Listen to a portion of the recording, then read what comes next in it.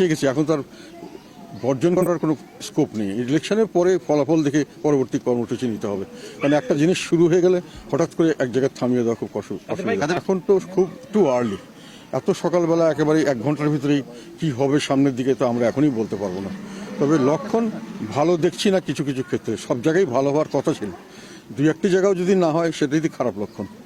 এখন পরিবেশ যেমন, তাতে করে এই ধরনের সুযোগ সৃষ্টি করারই কোনো কথা ছিল না বা স্বাভাবিক কথা নয়।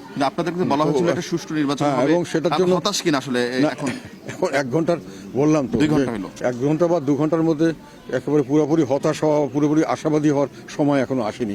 আমরা যেটা মনে করছি, সবসময় আমাদের একটা আশঙ্কা ছিল যে আমাদের নির্বাচনে এনে আবার কোরবানি দেওয়া হয় কিনা।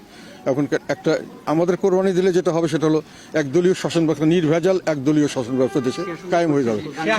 এটা আমরা এখন পর্যন্ত আমরা এটার জন্য আশঙ্কা তো আমাদের আছে, শেষ পর্যন্ত না দেখে তো আমি বলতে পারবো না যেখানে যতটুকু জানানো যায়। তবে ওখানকার মানুষে অস্বস্তিতে আছেন যে ভোট সঠিক হবে কিনা, এবং এখন পর্যন্ত ভোট দেওয়ার পরে কি হবে এটা নিয়ে মানুষের খুব একটা আশাবাদী হতে পারছেন না। এইরকম খবর কয়েক জায়গা থেকে পাওয়া যাচ্ছে, অনেক জায়গা থেকে আবার এখন পর্যন্ত পিসফুল খবরই পেয়েছি।